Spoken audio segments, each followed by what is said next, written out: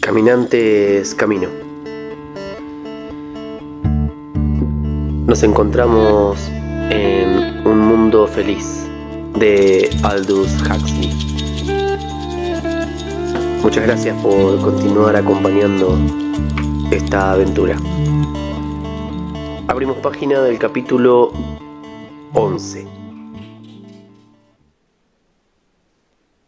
Después de la escena que había tenido lugar en la sala de fecundación, todos los londinenses de castas superiores se morían por aquella deliciosa criatura que había caído de rodillas ante el director de incubación y condicionamiento, o mejor dicho, ante el ex director, porque el pobre hombre había dimitido inmediatamente y no había vuelto a poner los pies en el centro.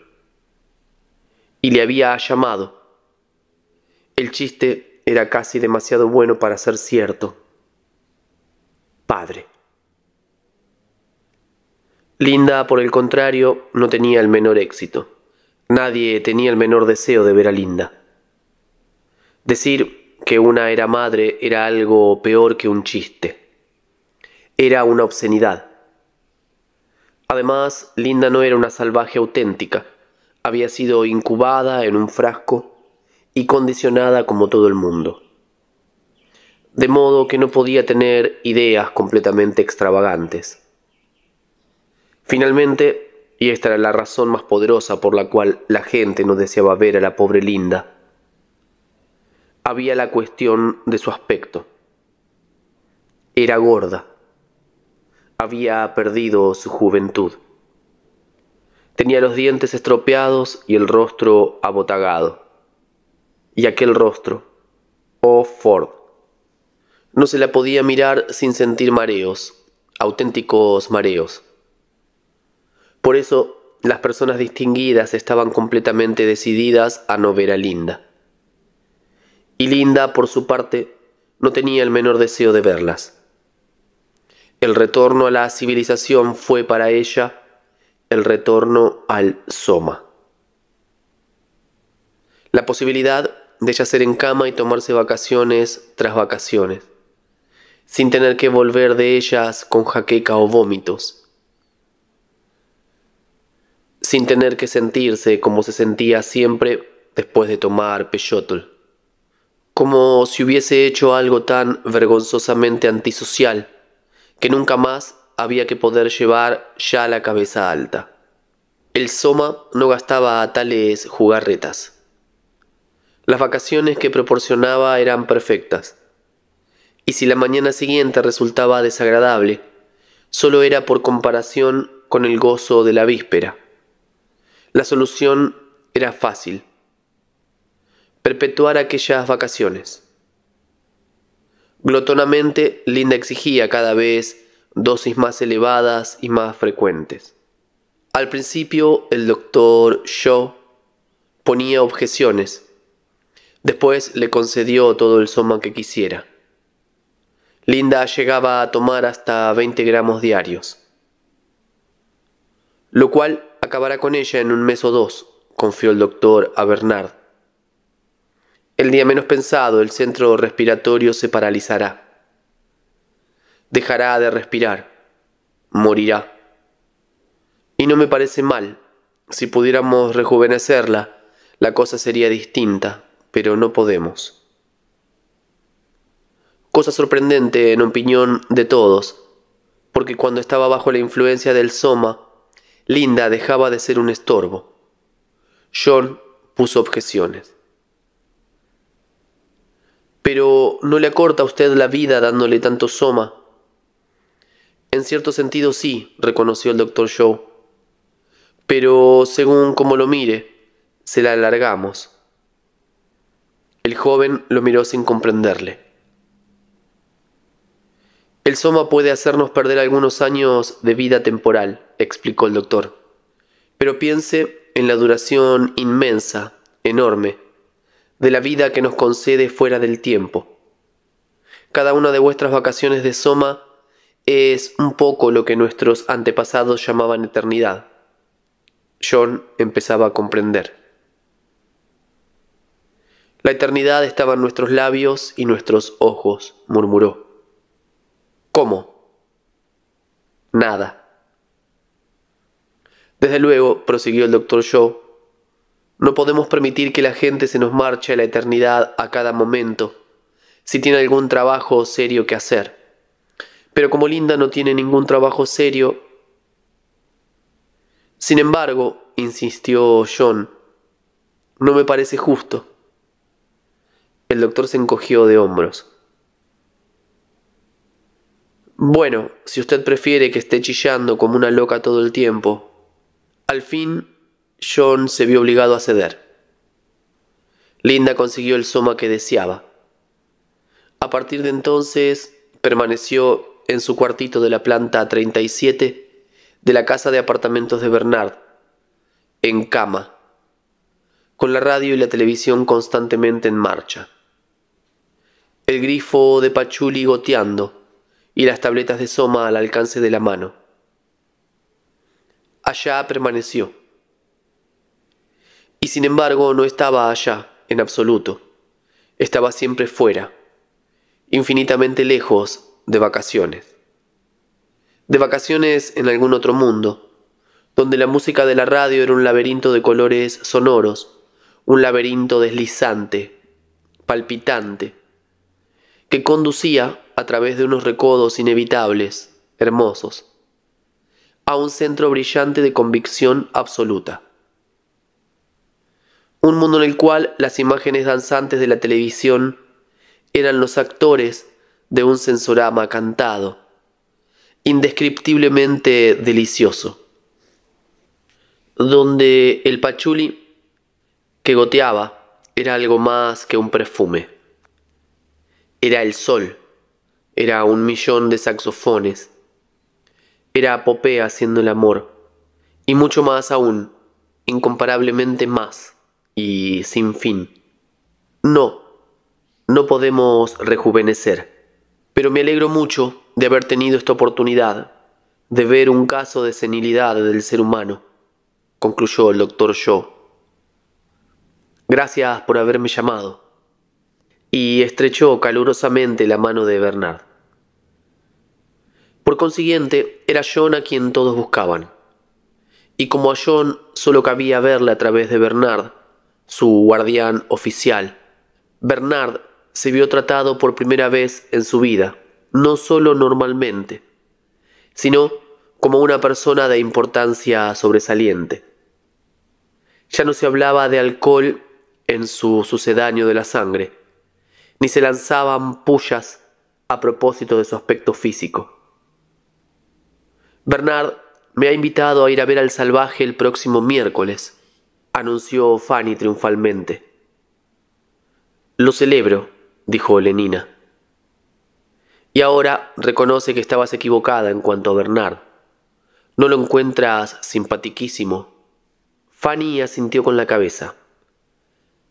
Y debo confesar, agregó, que me llevé una sorpresa muy agradable. El envasador jefe, el director de predestinación, 3 delegados auxiliares de fecundación, el profesor de sensoramas del Colegio de Ingeniería Emocional, el deán de la cantoría comunal de Westminster, el supervisor de bocanusquificación. La lista de personajes que frecuentaba a Bernard era interminable. Y la semana pasada fui con 6 chicas, confió Bernard a Helmholtz Watson. Una el lunes, 2 el martes, otras 2 el viernes y una el sábado. Y si hubiese tenido tiempo o ganas, había al menos una docena más de ellas que solo estaban deseando. Helmholtz escuchaba sus jactancias en un silencio tan sombrío y desaprobador que Bernard se sintió ofendido. «Me envidias», dijo. Helmholtz denegó con la cabeza. «No, pero estoy muy triste». «Esto es todo», contestó. Bernard se marchó irritado. y se dijo que no volvería a dirigir la palabra a Helmholtz. Pasaron los días, el éxito se le subió a Bernard a la cabeza y le reconcilió casi completamente, como lo hubiese conseguido cualquier otro intoxicante, con un mundo que hasta entonces había juzgado poco satisfactorio. Desde el momento en que le reconocía a él como un ser importante, el orden de cosas era bueno. Pero aún reconciliado con él por el éxito, Bernard se negaba a renunciar al privilegio de criticar este orden. Porque el hecho de ejercer la crítica aumentaba la sensación de su propia importancia. Le hacía sentirse más grande. Además, creía de verdad que había cosas criticables. Al mismo tiempo gozaba de veras de su éxito y del hecho de poder conseguir todas las chicas que deseaba.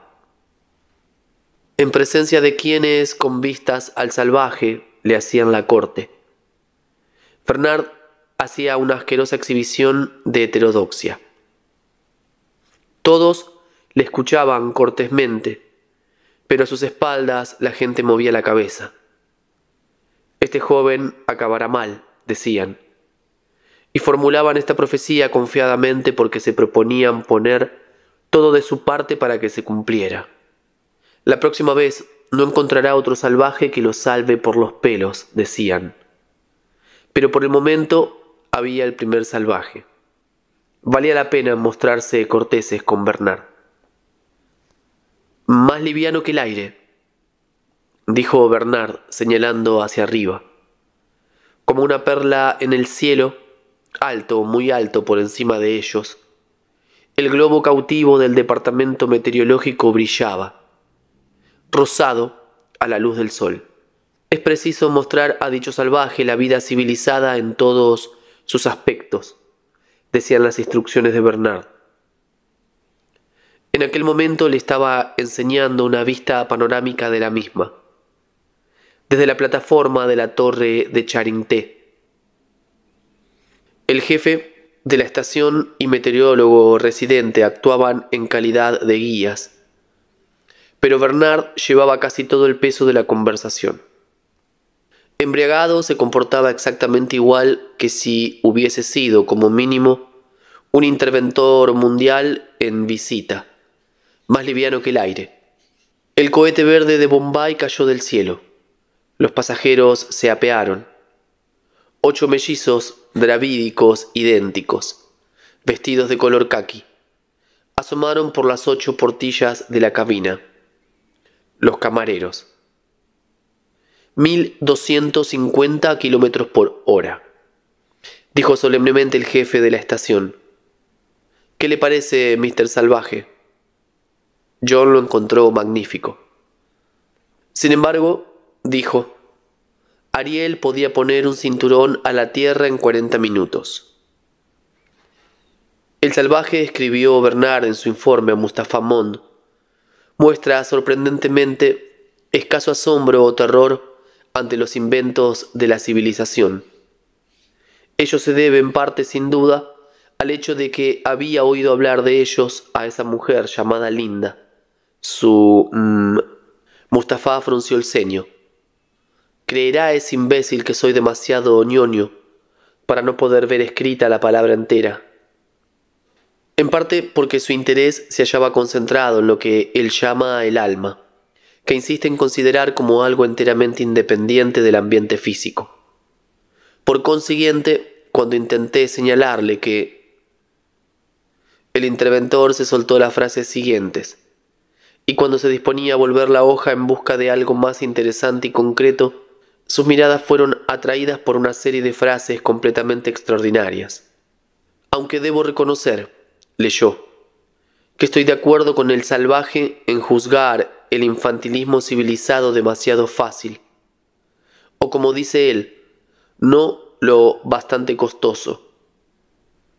Y quisiera aprovechar esta oportunidad para llamar la atención de su fordería hacia la ira de Mustapha Mond. Cedió el paso casi inmediatamente al buen humor. La idea de que aquel individuo pretendiera solemnemente darle lecciones a él, sobre el orden social, era realmente demasiado grotesca. El pobre tipo debía de haberse vuelto loco. Tengo que darle una buena lección, se dijo. Después echó la cabeza hacia atrás y soltó una fuerte carcajada. Por el momento, en todo caso, la lección podía esperar. Se trataba de una pequeña fábrica de alumbrado para helicópteros, filial de la Sociedad de Equipos Eléctricos. Las recibieron en la misma azotea, porque los efectos de la circular de recomendación del interventor eran mágicos. El jefe técnico y el director de elementos humanos bajaron a la fábrica. Cada proceso de fabricación, explicó el director de elementos humanos, es confiado dentro de lo posible a miembros de un mismo grupo de Bokanovsky. Y en efecto, 83 deltas braquicéfalos, negros y casi desprovistos de nariz, se hallaban trabajando en el estampado en frío. Los 56 tornos y mandriles de 4 bocas eran manejados por 56 gamas aguileños, color de jengibre.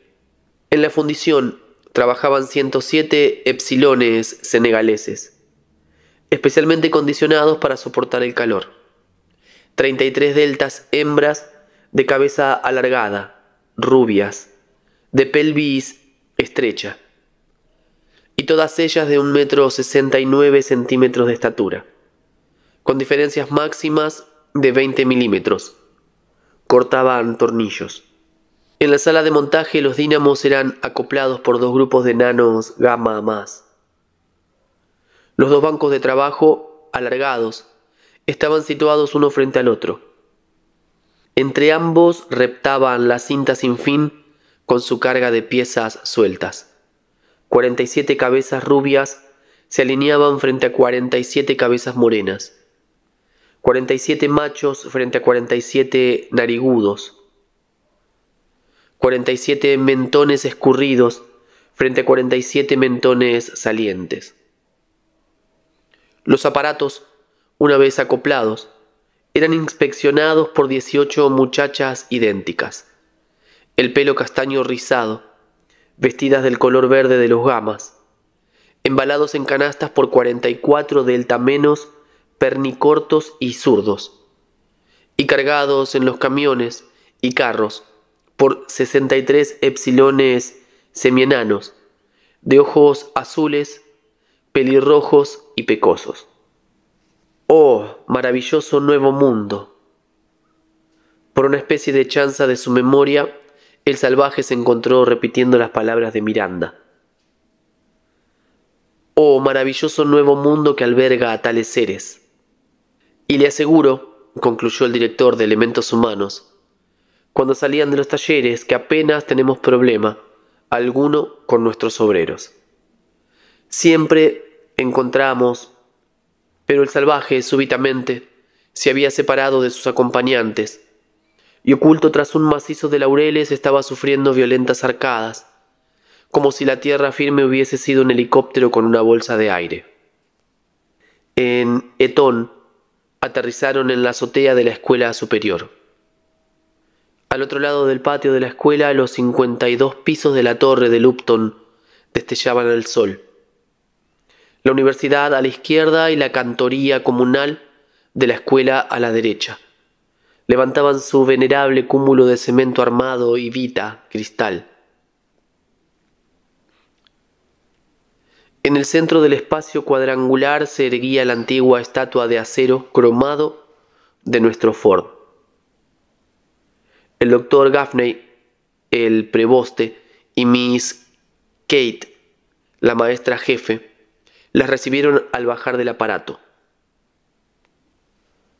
¿Tienen aquí muchos mellizos?, preguntó el salvaje con aprensión en cuanto empezaron a la vuelta de inspección. «Oh, no», contestó el preboste. «Eton está reservado exclusivamente para los muchachos y muchachas de las clases más altas. Un óvulo, un adulto. Desde luego ello hace más difícil la instrucción, pero como los alumnos están destinados a tomar sobre sí graves responsabilidades y a enfrentarse con contingencias inesperadas, no hay más remedio. Y suspiró. Bernard, entretanto, iniciaba la conquista de Miss Kate. «Si está usted libre algún lunes, miércoles, a viernes por la noche», le decía, «puede venir a mi casa». Y señalando con el pulgar al salvaje añadió, «es un tipo curioso, sabe usted, estrafalario». Miss Kate sonrió, y su sonrisa le pareció a Bernard realmente encantadora. «Gracias», dijo, «me encantaría asistir a una de sus fiestas». El preboste abrió la puerta. 5 minutos en el aula de los Alfa Doble Más dejaron a John un tanto confuso. «¿Qué es la relatividad elemental?», susurró a Bernard. Bernard intentó explicárselo, pero cambiando de opinión, sugirió que pasaran a otra aula. Tras de una puerta del corredor que conducía al aula de geografía de los Beta menos, una voz de soprano muy sonora decía: 1, 2, 3, 4. Y después, con irritación fatigada, como antes: «Ejercicios maltusianos», explicó la maestra jefe. «La mayoría de nuestras muchachas son hermafroditas, desde luego. Yo lo soy también», sonrió a Bernard. «Pero tenemos a unas 800 alumnas no esterilizadas que necesitan ejercicios constantes». En el aula de geografía de los Beta menos, John se enteró de que una reserva para salvajes es un lugar que, debido a sus condiciones climáticas y geológicas desfavorables, o por su pobreza en recursos naturales, no ha merecido la pena civilizar. Un breve chasquido, y de pronto el aula quedó a oscuras. En la pantalla, situada encima de la cabeza del profesor, aparecieron los penitentes de Acoma postrándose ante Nuestra Señora, gimiendo como John les había oído gemir, confesando sus pecados ante Jesús crucificado o ante la imagen del águila de Pukong. Los jóvenes etonianos reían estruendosamente. Sin dejar de gemir, los penitentes se levantaron, se desnudaron hasta la cintura y con látigos de nudos empezaron a azotarse. Las carcajadas, más sonoras todavía, llegaron a ahogar los gemidos de los penitentes. «¿Pero por qué se ríen?», preguntó el salvaje, dolido y asombrado a un tiempo. «¿Por qué?». El preboste volvió hacia él el rostro, en el que todavía retozaba una ancha sonrisa. «¿Por qué?». «Pues porque resulta extraordinariamente gracioso». En la penumbra cinematográfica, Bernard aventuró un gesto que en el pasado ni siquiera en las más absolutas tinieblas hubiese osado intentar. Fortalecido por su nueva sensación de importancia, pasó un brazo por la cintura de la maestra jefe. La cintura cedió a su abrazo, doblándose como un junco. Bernard se disponía a esbozar un beso o dos, o quizás un pellizco, cuando se hizo de nuevo la luz. «Tal vez será mejor que sigamos», dijo Miss Kate, y se dirigió hacia la puerta. Un momento más tarde, el preboste dijo: «Esta es la sala de control hipnopédico. Cientos de aparatos de música sintética, uno para cada dormitorio, aparecían alineados en estantes colocados en 3 de los lados de la sala. En la cuarta pared se hallaban los agujeros donde debían colocarse los rollos de pista sonora en los que se imprimían las diversas lecciones hipnopédicas. «Basta colocar el rollo aquí», explicó Bernard, interrumpiendo al doctor Gaffney. «Pulsar este botón». «No, este otro», le corrigió el preboste, irritado. o este otro, da igual. El rollo se va desenrollando. Las células de selenio transforman los impulsos luminosos en ondas sonoras. Y ya está, concluyó el doctor Gaffney. ¿Leen a Shakespeare?, preguntó el salvaje mientras se dirigían hacia los laboratorios bioquímicos, al pasar por delante de la biblioteca de la escuela. Claro que no, dijo la maestra jefe sonrojándose. Nuestra biblioteca, explicó el doctor Gaffney, contiene solo libros de referencia. Si nuestros jóvenes necesitan distracción, pueden ir al Sensorama. Por principio, no los animamos a dedicarse a diversiones solitarias. 5 autocares llenos de muchachos y muchachas que cantaban o permanecían silenciosamente abrazados pasaron por un lado por la vista vitrificada.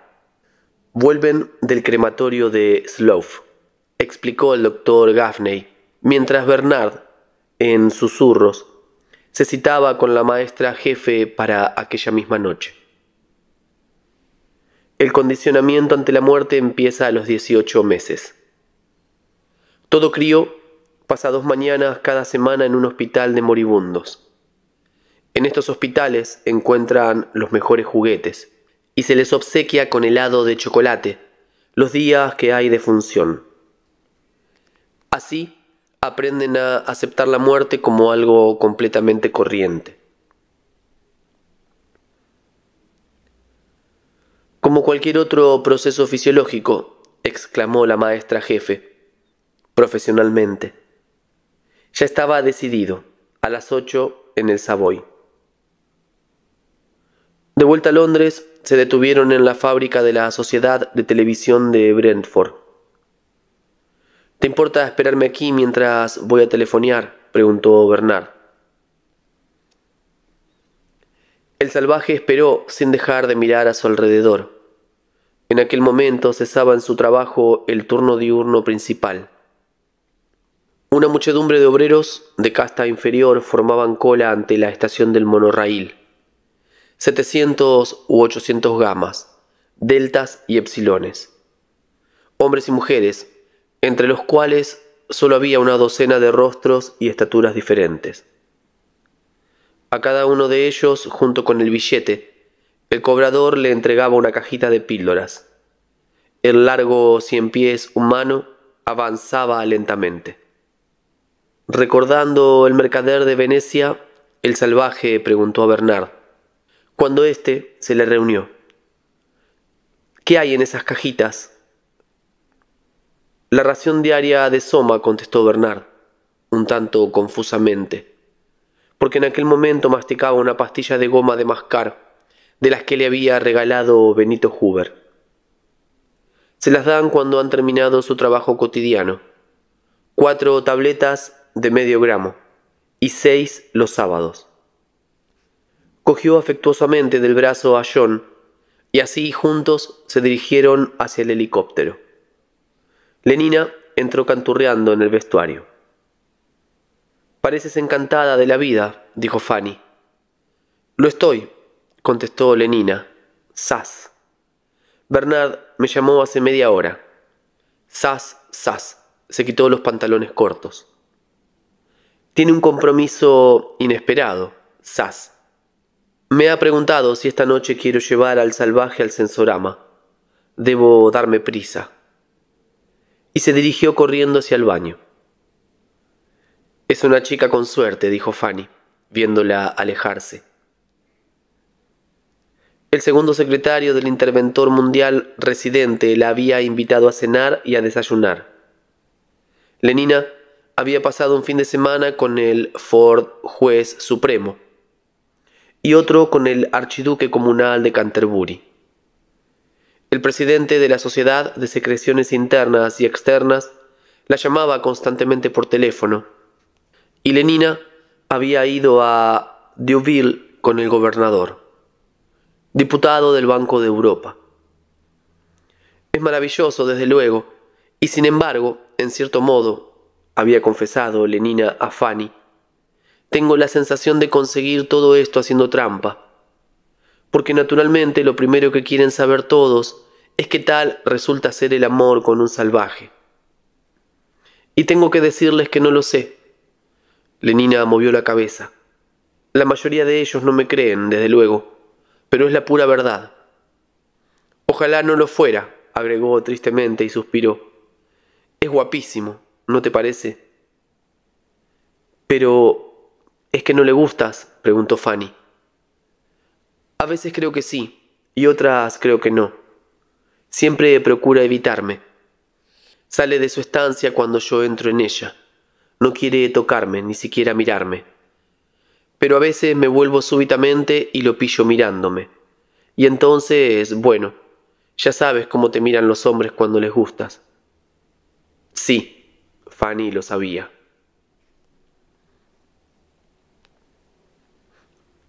No llego a entenderlo, dijo Lenina. No lo entendía y ello no la turbaba, sino que la trastornaba profundamente. ¿Por qué? Sabes, Fanny, me gusta mucho. Le gustaba cada vez más. Bueno, hoy se me ofrece una excelente ocasión, pensaba, mientras se perfumaba, después del baño. Unas gotas más de perfume, un poco más. Una ocasión excelente. Su buen humor se vertió en una canción. Abrázame hasta embriagarme de amor. Bésame hasta dejarme en coma. Abrázame, amor, arrímate a mí. El amor es tan bueno como el soma. Arrellanados en sus butacas neumáticas, Lenina y el salvaje olían y escuchaban, hasta que llegó el momento de ver y palpar también. Las luces se apagaron, y en las tinieblas surgieron unas letras llameantes, sólidas, que parecían flotar en el aire. 3 semanas en helicóptero. Un film sensible, supercantado, hablado sintéticamente, en color y estereoscópico, con acompañamiento sincronizado de órgano de perfumes. Agarra esos pomos metálicos de los brazos de tu butaca, susurró Lenina. De lo contrario, no notarás los efectos táctiles. El salvaje obedeció sus instrucciones. Entretanto, las letras llameantes habían desaparecido. Siguieron 10 segundos de oscuridad total. Después, súbitamente cegadoras e incomparablemente más reales de lo que hubiesen podido parecer de haber sido de carne y hueso, más reales que la misma realidad. Aparecieron las imágenes estereoscópicas, abrazadas, de un negro gigantesco y una hembra beta más rubia y braquicéfala. El salvaje se sobresaltó. Aquella sensación en sus propios labios. Se llevó una mano a la boca. Las cosquillas cesaron.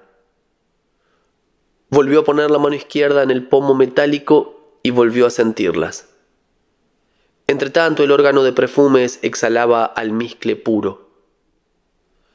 Agónica, una superpaloma azureaba en la pista sonora. ¡Oh! ¡Oh! Y vibrando a solo 32 veces por segundo, una voz más grave que el bajo africano contestaba. ¡Ah! ¡Ah! Los labios estereoscópicos se unieron nuevamente y una vez más las zonas erógenas faciales de los 6.000 espectadores de la Alhambra se estremecieron con un placer galvánico casi intolerable. ¡Oh! El argumento de la cinta era sumamente sencillo.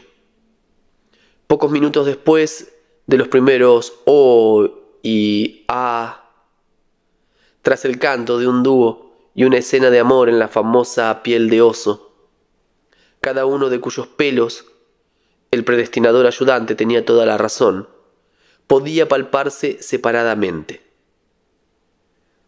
El negro sufría un accidente de helicóptero y caía de cabeza.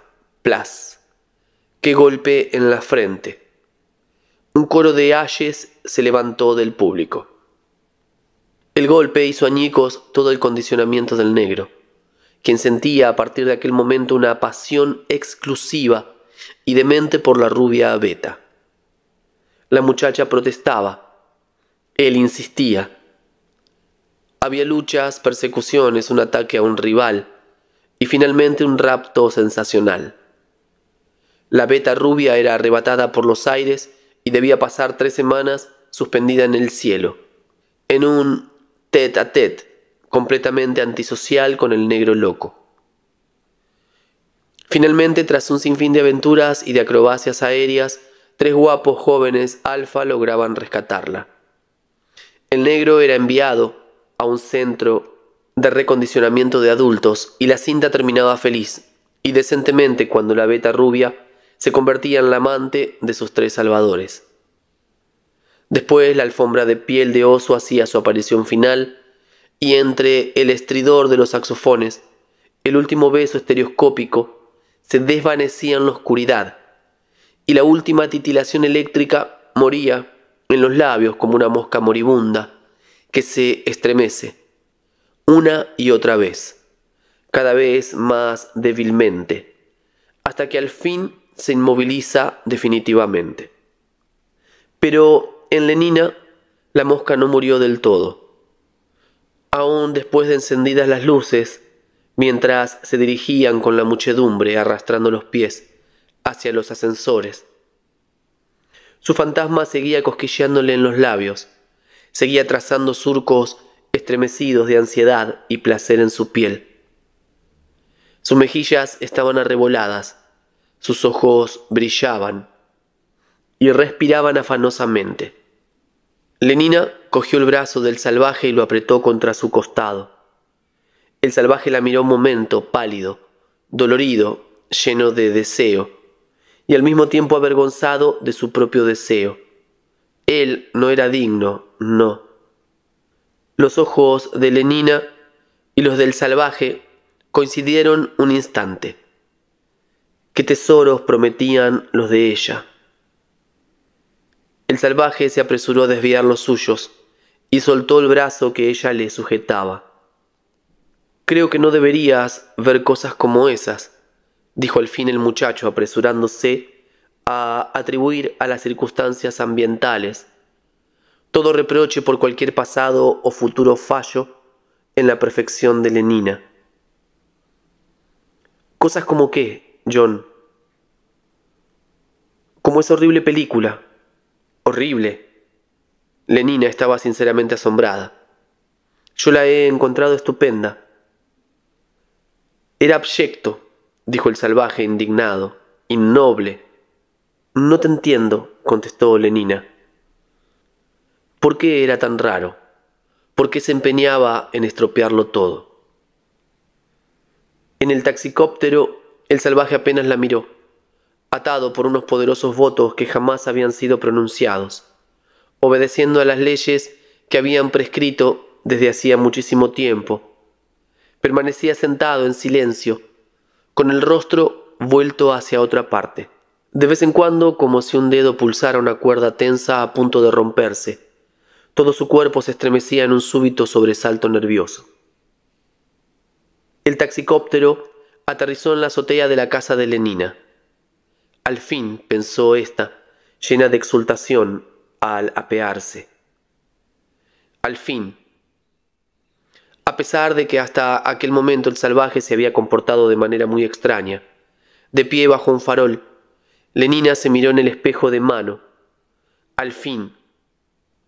Sí, la nariz le brillaba un poco. Sacudió los polvos de su borla. Mientras el salvaje pagaba el taxi, tendría tiempo de arreglarse. Lenina se empolvó la nariz, pensando. Es guapísimo.